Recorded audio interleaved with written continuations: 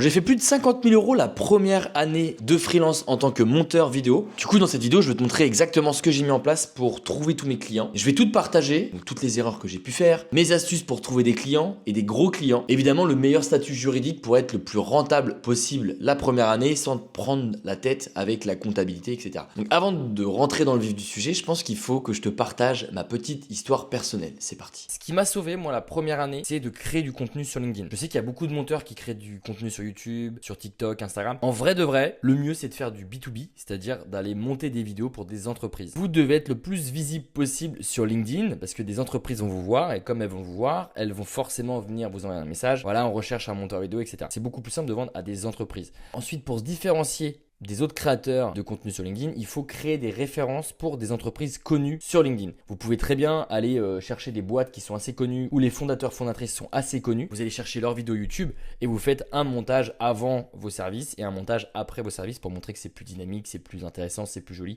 c'est plus agréable à regarder. Ensuite, moi j'ai fait plusieurs erreurs, c'est de facturer au TGM. Donc le taux journalier, ça veut dire de facturer à la journée. Pourquoi c'est une erreur? Parce que vous allez très vite atteindre un plafond de verre et ensuite, c'est que si vous devenez meilleur d'un point de vue productivité, vous serez forcément moins bien payé. Si vous facturez 500 € la journée et que vous êtes ultra productif, vous allez pouvoir produire énormément en une seule journée, donc vous allez gagner que 500 €. Mieux vaut facturer au projet. Par exemple, tous les mois, vous envoyez une facture de 1000 € à une entreprise et vous montez telle ou telle vidéo, vous faites du motion, etc., etc. Ensuite, la deuxième erreur, c'est de ne pas facturer les retours. Moi, j'ai mis trop de temps à comprendre ça, mais facturer les retours, c'est primordial pour plusieurs raisons. Déjà, vous pouvez gagner de l'argent quand vous avez trop de retours. Et de deux, les retours de vos clients seront forcément plus qualitatifs. Pourquoi? Parce qu'ils vont se dire, ok, on a 2 retours gratuits. À partir du 3e retour, c'est payant. Bon, on va se focus avec toute la team et on va essayer de faire un retour quali, c'est-à-dire point A, point B, point C à améliorer, etc. Ne pas bien communiquer avec mes clients, ça c'était aussi une grosse erreur parce que du coup, vous allez perdre du temps. Donc, vraiment communiquer un maximum, que ce soit pour la facture. Moi, je demande toujours 100% de la facture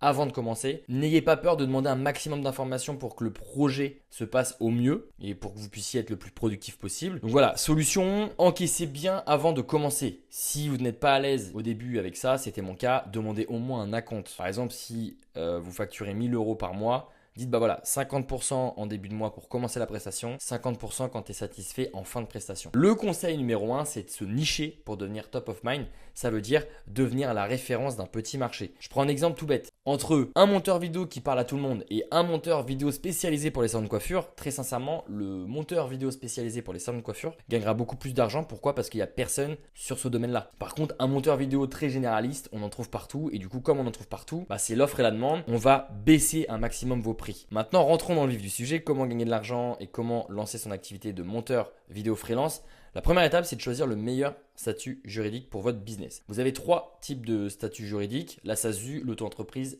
l'EURL. La SASU, l'EURL, ce sont de vraies sociétés. Donc, qui dit vraie société dit bilan comptable, payer un comptable tous les mois, forcément beaucoup plus de charges et de frais tous les mois. Donc, au début, votre seule priorité, c'est de gagner de l'argent. Donc, ne vous prenez pas la tête d'un point de vue fiscal, comment optimiser, etc. Non, au début, vous voulez gagner de l'argent légalement. Donc, le mieux, c'est le statut de la micro-entreprise. C'est le statut le plus facile et le moins cher à créer en 2026. Le plus simple aussi à gérer. Pas d'obligation comptable, bilan comptable, etc. Et c'est top pour vous lancer en freelance rapidement sans prendre trop de risques. Quand je dis trop de risques, c'est qu'il y a beaucoup de gens qui se lancent en freelance et puis au bout de 6 mois, ils sont très vite dégoûtés. En fait, ils retrouvent un job de salarié. Donc, moi, mon objectif, c'est vraiment de vous faire gagner de l'argent rapidement sans vous en faire perdre. Et si vous lancez une société aujourd'hui, vous allez vous mettre quand même beaucoup de responsabilités sur le dos et ça peut très vite vous dégoûter de l'entrepreneuriat. Donc commencez petit, créez une micro-entreprise rapidement. Pour ça, vous avez mon lien en description, que ce soit pour créer une micro-entreprise ou créer une SASU ou une URL. Moi, je vous conseille très sincèrement la micro-entreprise. Évidemment, vous avez toujours 15% de réduction sur mon service partenaire. C'est Louis XV qui vous permet de bénéficier de 15% de réduction, que ce soit pour la SASU, la micro-entreprise ou le URL. Alors, le plus gros de la micro-entreprise, c'est que si vous ne faites pas de chiffre d'affaires, vous n'avez pas de cotisation à payer.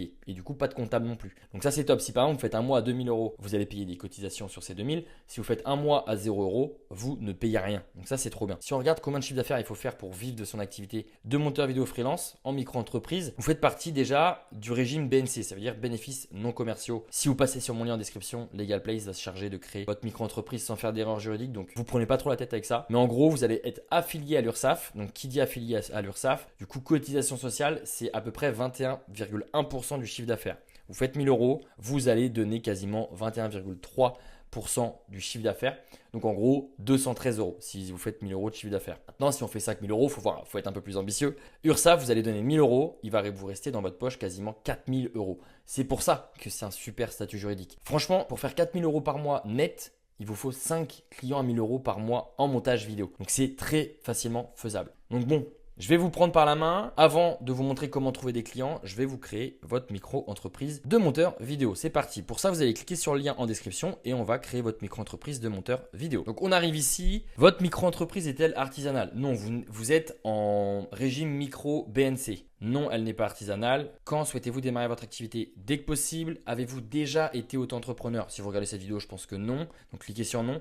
Là, on nous rappelle l'intérêt de créer une SASU par rapport à une micro-entreprise. Comme je vous le disais tout à l'heure, c'est top quand vous commencez à gagner pas mal d'argent, c'est-à-dire au minimum 30 000 euros par an. C'est bien de commencer à se dire, est-ce que c'est mieux de créer une SASU par rapport à une micro-entreprise? Faites d'abord 30 000 euros de chiffre d'affaires avec votre micro-entreprise et ensuite vous pourrez optimiser fiscalement. Donc moi je vais cliquer sur créer une micro-entreprise où sera fixé le siège social de la micro-entreprise. Moi je vais la domicilier chez LegalPlace, c'est pas obligatoire mais je vous le conseille. Vous allez payer le moins de CFE possible, donc ça c'est une taxe à payer tous les ans. Évidemment la première année vous êtes exonéré de CFE, donc vous pouvez très bien cliquer sur à mon adresse personnelle. Mais moi je vais domicilier mon entreprise à Paris, comme ça au moins je sais que si je suis amené à déménager, voyager, etc., j'ai pas de problème avec mon adresse postale. Quel est votre domaine d'activité? Ici, on va mettre consultant et freelance. Là, votre identité, votre adresse email, votre numéro de téléphone. Et ici, qu'est-ce que vous recherchez? On cherche à lancer votre activité en déléguant toutes les démarches de création de micro-entreprise. Donc, continuez. La LegalPlace prépare le dossier de votre micro-entreprise. Donc, vous avez vu, ça va très vite. Ici, pas de panique, c'est pas un abonnement. Dans les deux cas, vous allez avoir une micro-entreprise conforme, sans erreur juridique. Donc ça, c'est top, c'est le premier point. Vous avez évidemment Louis XV qui vous permet de bénéficier de 15% de réduction. Donc le deuxième point qui est ultra avantageux. Maintenant, ici, moi, je vous conseille à toutes les personnes qui sont éligibles à l'ACRE de prendre ce pack-là, parce qu'ici, on va vous aider à obtenir l'ACRE. L'ACRE, c'est l'aide à la création d'entreprise. J'en parle très souvent dans mes vidéos. Mais en gros, si vous êtes éligible, la première année, vous allez diviser par 2 vos cotisations sociales. Ça veut dire que là, cotisation sociale la première année, normalement c'est 21,3%.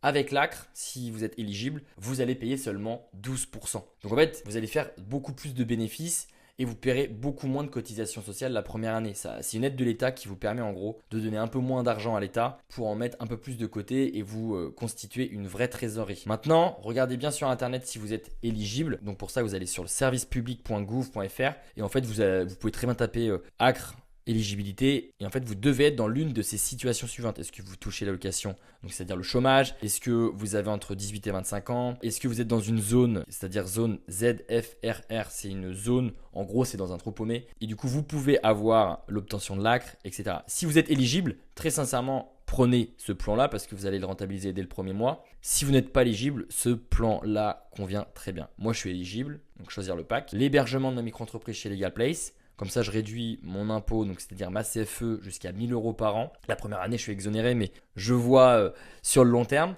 Et je vais cliquer sur ajouter et continuer. Donc là, vous pouvez très bien ajouter un compte pro. C'est obligatoire uniquement si vous faites plus de 10 000 euros de chiffre d'affaires pendant 2 ans, donc 2 années consécutives. Moi, je vous conseille de le faire dès le départ pour une raison qui est très simple, c'est que pour gérer un business, il faut quand même avoir un compte bancaire personnel pour gérer votre loyer, vos courses, etc. Et un compte bancaire professionnel pour encaisser de l'argent, faire des factures, faire des dépenses professionnelles, etc. C'est beaucoup mieux d'un point de vue structure. Donc moi, je vais ajouter et continuer. Et ici, on arrive sur un montant total. Donc là, vous ajoutez bien mon code de réduction. Et une fois que vous avez payé, LegalPlace va s'occuper de tout au niveau de la création de votre micro-entreprise. Vous cliquez sur ici et vous mettez Louis XV. Et vous pouvez bénéficier quasiment de 15 euros. Donc c'est toujours ça de prix. Procédez au règlement.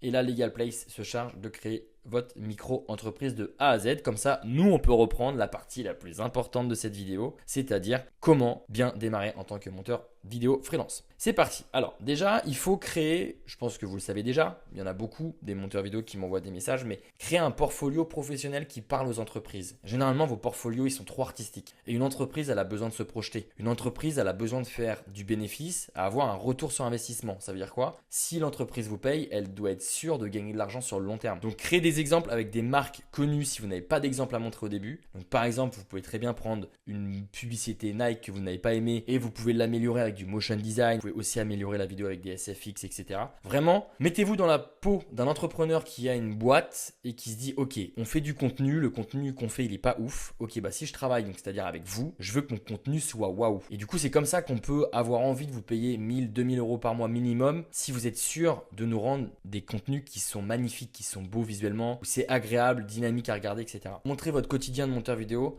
Donc voilà, vous pouvez très bien vous filmer et dire comment dynamiser les vidéos de X marque. Voici une introduction que j'ai faite pour la dernière vidéo de X entreprise. Vraiment montrez ce que vous êtes en train de faire. Je peux vous assurer que vous postez ça après sur LinkedIn. Les entrepreneurs, les entreprises vont vous voir et on va vouloir travailler avec vous.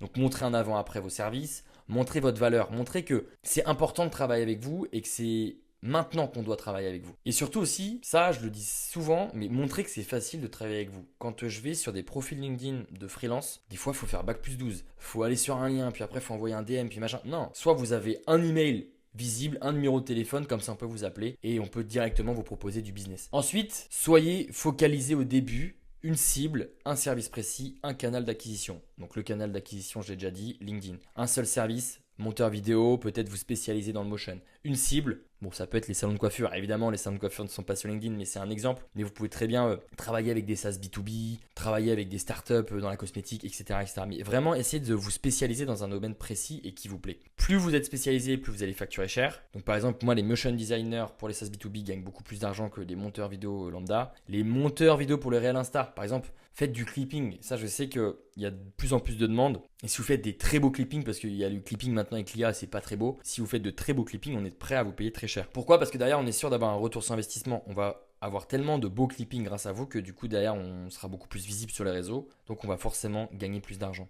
Ensuite, prospecter. Vous avez deux manières, de manière générale, de trouver des clients. La prospection, donc vous allez vers des prospects, et le contenu. Donc, c'est les prospects qui viennent à vous. La prospection, c'est pas ce que les gens préfèrent, mais par contre, c'est le plus puissant pour signer des missions rapidement. Pourquoi? Parce que si aujourd'hui, prospecter une entreprise qui a réellement besoin de vous, ça veut dire que vous arrivez au bon moment et vous êtes au bon endroit, l'entreprise peut signer votre devis dans la journée. Donc, vous pouvez limite encaisser de l'argent dès aujourd'hui. Le contenu, c'est un peu plus long. Il faut quand même beaucoup de contenu avant d'être légitime et d'être visible et de comprendre les codes, mais c'est tout aussi puissant. Ensuite, LinkedIn. Moi, j'ai trouvé tous mes clients B2B sur ce réseau. C'est le meilleur. Donc, devenez meilleur sur LinkedIn. Évitez TikTok, Instagram, etc. Je sais que c'est plus sexy quand on est créatif, quand on a un métier créatif d'aller sur ces réseaux-là, mais LinkedIn, vous avez un boulevard énorme. Il y a beaucoup d'argent sur LinkedIn. Pourquoi? Parce qu'il y a des entrepreneurs, des entreprises, donc des gens qui génèrent du cash et avec de vrais besoins. Pourquoi? Parce que leur cœur de métier, c'est de faire de l'argent. C'est pas de faire de belles vidéos. Donc là, vous pouvez vraiment apporter votre pierre à l'édifice. Très facile de se faire recommander sur LinkedIn. Les boîtes se connaissent entre elles, elles se partagent des bons filons, etc. Et ensuite, le meilleur combo, je l'ai dit tout à l'heure, c'est vraiment on prospecte et vous créez du contenu. Tous les matins, vous allez créer un maximum de contenu sur LinkedIn et ensuite, l'après-midi, vous pouvez très bien prospecter. Vous faites ça jusqu'à au moins signer 5 clients et ensuite, une fois que vous avez 5 clients, vous allez pouvoir améliorer votre service, essayer de vendre une prestation récurrente. Donc au lieu de faire une prestation one shot, faire une prestation où tous les mois vous faites à peu près X vidéos pour l'entreprise et vous touchez X euros. Ça c'est quand même trop bien pour un freelance d'avoir des revenus récurrents. Mais j'insiste, votre priorité c'est de trouver des missions. Arrêtez de faire autre chose, c'est de trouver des missions. Donc prospecter, créer énormément de contenu. Votre job, si vous voulez vraiment gagner beaucoup d'argent par rapport aux autres monteurs vidéo, c'est d'être le plus visible,